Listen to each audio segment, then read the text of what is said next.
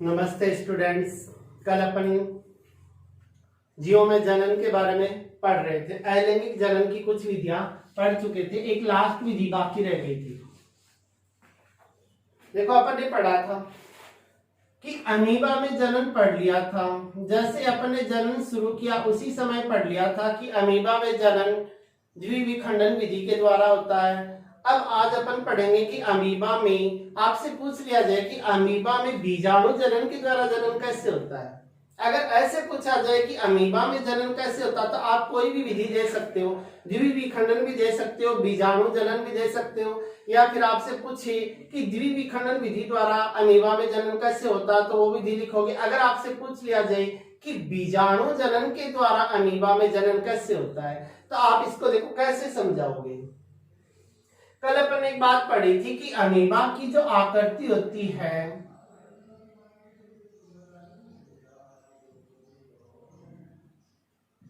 बीजाणु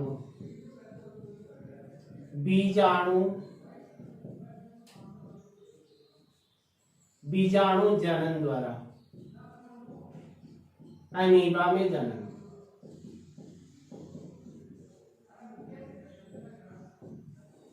या बीजाणुओं के द्वारा अमीबा में जनन। ये अमीबा अपन ने कल पढ़ लिया था कि अमीबा होता है वो एक कोशिकीय जीव होता है, इसकी आकृति वो बदलती रहती है। अब इसकी जो शरीर होता है इस पे ये उभार के समान संरचना होती है। जैसे कोई भी भोजन का कण आता है उसी जगह पर ये पादाब का निर्माण कर लेते हैं, इनको बोलते हैं पादाब, या आप इनको कुटपाद भी बोल सकते हो। तो एक उत्पाद का निर्माण कर लेता है। तो अमीबा में बीजाणु जनन अपन पढ़े तो देखो कि जैसे जैसे अमीबा के शरीर पर ये पादाब पाए जाते हैं, उत्पाद पाए जाते हैं, जब ये अमीबा होता है इसके प्रतिकूल वातावरण होता है, प्रतिकूल वातावरण हो या परिस्थितियां इसके प्रतिकूल हो तो ये क्या करता है कि अपने जो पादाब होते हैं, ये कुटपाद होते हैं, धीरे धीरे इन कुटपादों को सिकोड़ने लगता है। धीरे धीरे अपने कुटपादों को क्या करने लगता है, सिकोड़ने लगता है। अपने कुटपादों को धीरे धीरे सिकोड़ने लगता है, उनके आकार को छोटा कर लेगा। धीरे धीरे अपने जो कुटपाद है उनको सिकोड़ता रहता है, ये कुटपाद धीरे धीरे इनको ये सिकोड़ता जाएगा और अपने आकार को क्या कर लेगा, ये छोटा कर लेगा। इस प्रकार से सिकोड़ करके ऐसे इसका आकार सिकुड़ जाएगा और इसके बाहर एक त्रिस्तरीय आवरण का निर्माण हो जाएगा। इस प्रकार इसके बाहर एक त्रिस्तरीय आवरण का निर्माण हो जाएगा। जैसे ही वातावरण इसके अनुकूल आता है, जैसे ही वातावरण इसके अनुकूल आता है तो इसके अंदर विभाजन की क्रिया के द्वारा अनेक बीजाणुओं का निर्माण या अनेक भागों या अनेक संरचनाओं का इस प्रकार से निर्माण हो जाएगा। ये देखो अनेक भागों में डिवाइड हो गए।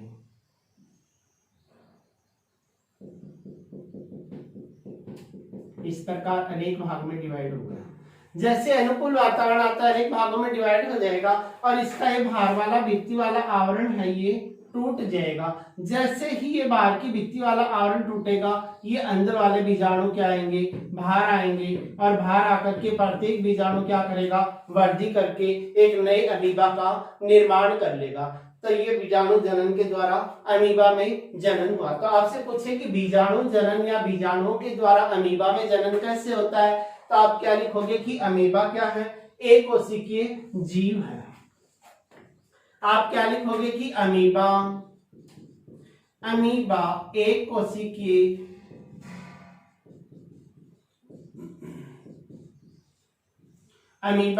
कोशिकीय जीव है। इसके शरीर पर कुटपाद या इनको आप पादाब भी बोल सकते हो पाए जाते हैं, पादाब पाए जाते हैं। प्रतिकूल वातावरण में या प्रतिकूल परिस्थिति लिख सकते हो आप। ये अमीबा ये अमीबा अपने उत्पादों को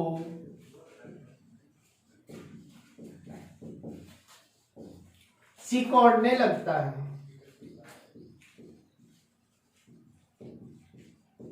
सिकोड़ने लगता है तथा इसके चारों ओर एक त्रिस्तरीय आवरण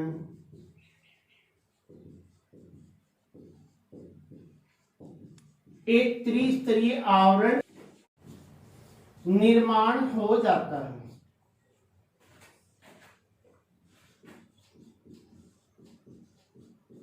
इसके चारों ओर एक त्रिस्तरीय आवरण का निर्माण हो जाता है। इस आवरण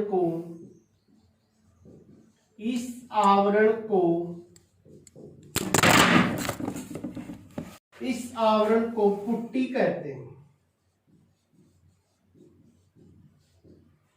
और ये जो पुट्टी है, इस पुट्टी बनने की प्रक्रिया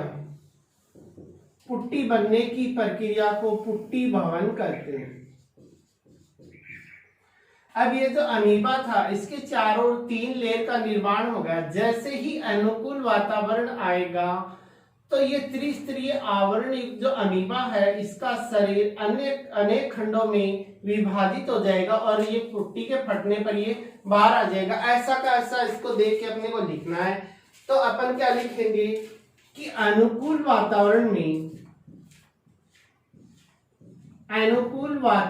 में ये पुट्टी युक्त अमीबा अनेक खंडों में विभाजित हो जाता है। अनेक खंडों में विभाजित हो जाता है।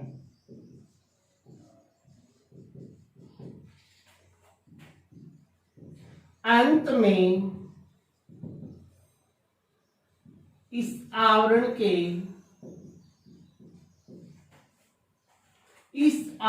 के फटने पर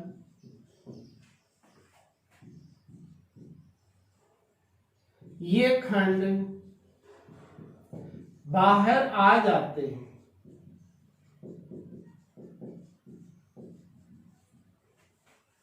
और प्रत्येक खंड से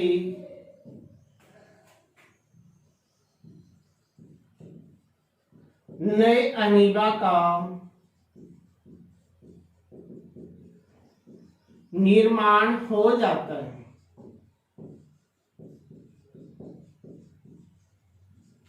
तो इस प्रकार आप समझा सकते हो कि बीजाणु जनन द्वारा अमीबा में जनन कैसे होता है। तो आप क्या बोलोगे कि अमीबा होता है एक कोशिकीय जीव होता है, इसकी आकृति निश्चित नहीं होती है, इसके शरीर पे क्या पाए जाते हैं, आप बोलते हैं उनको पादाप बोल सकते हो या कुटपाद बोल सकते हो, कि इसके शरीर पर पादाप या कुटपाद पाए जाते हैं। धीरे धीरे जब वातावरण इनके अनुकूल नहीं होता है या वातावरण इनके प्रतिकूल होता है तो ये अपने पादाप को धीरे धीरे सिकुड़ने लगता है। जैसे जैसे इनके पादाप सिकुड़ जाते हैं, पादाप सिकुड़ने के बाद इसके चारों ओर ये अपने चारों ओर एक त्रिस्तरीय आवरण का निर्माण कर लेता है। इस त्रिस्तरीय आवरण को पुट्टी बोलते हैं और ये पुट्टी बनने की प्रक्रिया क्या कहलाती है, पुट्टी भवन कहलाती है। तो आपसे क्वेश्चन पूछ लिया जाता है कि पुट्टी भवन क्या है, तो आप क्या समझाओगे कि प्रतिकूल वातावरण में या प्रतिकूल परिस्थिति में अमीबा द्वारा अपने चारों ओर एक त्रिस्तरीय आवरण बनाने की प्रक्रिया ही पुट्टी भवन कहलाती है। तो इस पुट्टी का निर्माण हो जाता है। जैसे ही वातावरण इस अमीबा के अनुकूल आता है तो अमीबा का ये जो आवरण वाला हिस्सा है, इसके जो अंदर का पार्ट है, ये अनेक खंडों में विभाजित हो जाएगा और प्रत्येक खंड जैसे ही वातावरण अनुकूल आएगा तो ये आवरण, बाहर का आवरण क्या होगा, टूट जाएगा और बाहर का आवरण टूटने से ये खंड बाहर आ जाते हैं और प्रत्येक खंड से नए जीव का निर्माण हो जाता है। इस प्रकार अमीबा में बीजाणु जनन देखने को मिलता है। अब देखो लास्ट विधि बच गई थी अपनी एक, कि चल बीजाणुओं के द्वारा। बीजाणु जनन के द्वारा अपन ने पढ़ लिया, एक होता है चल बीजाणुओं द्वारा।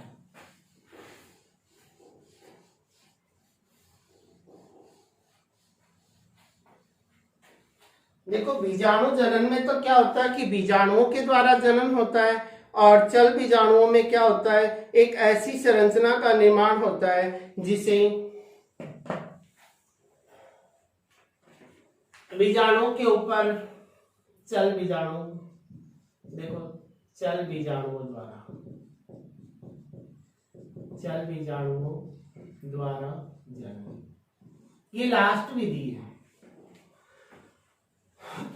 चल बीजाणु के द्वारा जनन, देखो चल बीजाणु का मतलब क्या है कि चल का मतलब होता है गतिशील या जो गमन कर सके, और बीजाणु का मतलब बीजाणु की वह बीजाणु जो गति कर सके। तो अपन क्या बोल सकते हो कि ये वो संरचनाएं होती हैं जो गतिशील होती हैं, और इन गतिशील संरचनाओं के द्वारा ये बीजाणु एक स्थान से दूसरे स्थान पर पहुंच जाते हैं और नए जीव का निर्माण कर लेते हैं। देखो इस प्रकार का जो जनन है वो क्लेमाइडोमोनास में देखने को मिलता है।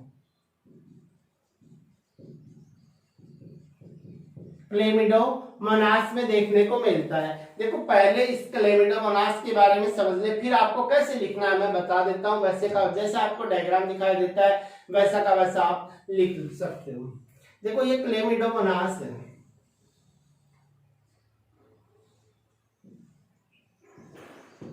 ये क्लेमिडोमोनास है। इसके शरीर पर ये फ्लैजिला पाए जाते हैं। क्या बोलोगी? फ्लैजिला पाए जाते हैं जिनसे गमन करें। तो ये फ्लैजिला पाए जाते हैं जैसे ही वातावरण इनके अनुकूल होता है। देखो ये जो क्लेमिडोमोनास होता है इसमें लैंगिक जनन भी होता है और अलैंगिक दोनों होता है, लेकिन अपने को केवल अलैंगिक जनन के बारे में ही पढ़ना है, केवल अलैंगिक जनन के बारे में ही पढ़ना है। तो अपन क्या पढ़ेंगे कि अलैंगिक जनन होता है ये इसमें अनुकूल परिस्थिति में होता है। कैसी परिस्थिति में? अनुकूल परिस्थिति में। ये क्लेमिडोमोनास है, इसके शरीर पे क्या पाए जाते हैं? फ्लैजिला पाए जाते हैं। जैसे ही वातावरण इनके अनुकूल होता है तो इनमें अलैंगिक जनन होता है, वो भी कौन सी विधि द्वारा? चल बीजाणुओं के द्वारा। तो पहला पॉइंट तो आपको यही याद रखना होगा कि क्लेमिडोमोनास में जनन कौन सी विधि द्वारा होता है? चल बीजाणुओं के द्वारा होता है। इनके शरीर पे फ्लैजिला पाए जाते हैं। जैसे ही वातावरण अनुकूल होगा तो ये अपने फ्लैजिला को क्या कर लेता है? नष्ट कर देता है, समाप्त कर लेता है। इसके फ्लैजिला क्या हो गई? नष्ट हो गई।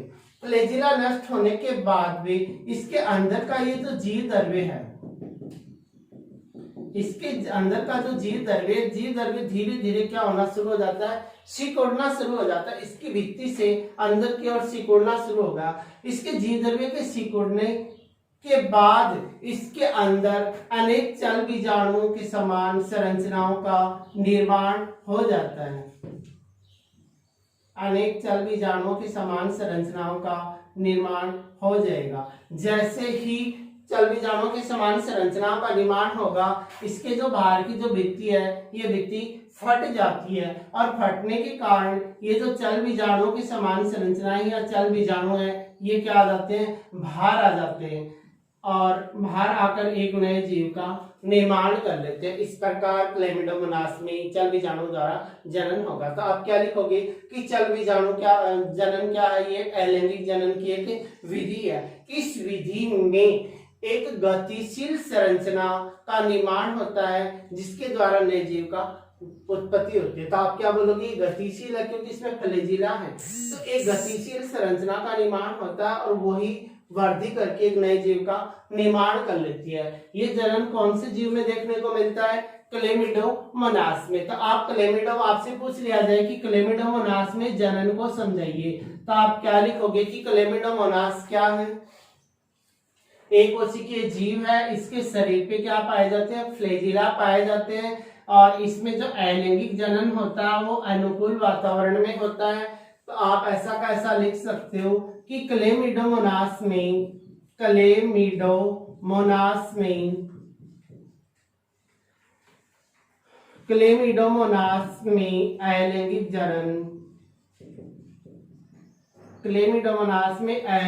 जनन चल बीजाणुओं द्वारा होता है।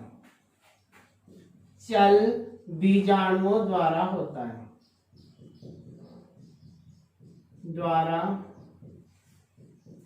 है, चल बीजाणुओं द्वारा जनन होता है। इसके शरीर पर इस पर फ्लैजिला पाए जाते हैं।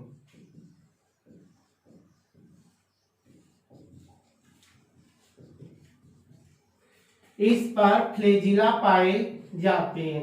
जब परिस्थिति या वातावरण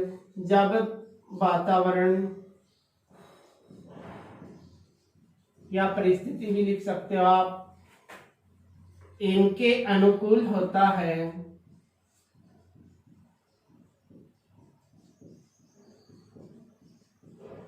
इनके अनुकूल होता है तो ये फ्लैजिला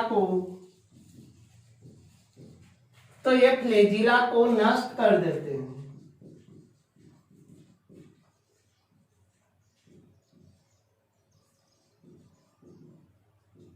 अब फ्लैजिला नष्ट हो गया। फ्लैजिला नष्ट होने के बाद में इनका अंदर का जो जीवद्रव्य है वो सिकुड़ना शुरू हो जाता। तो आप ऐसा कैसा लिख दोगे कि इनके अंदर का जीवद्रव्य सिकुड़ने लगता है।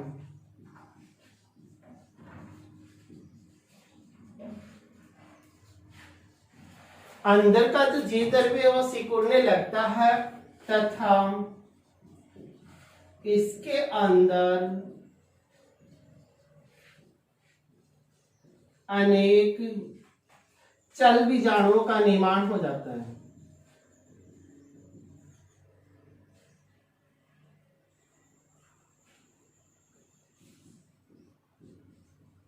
चल बीजाणुओं का निर्माण हो जाता है।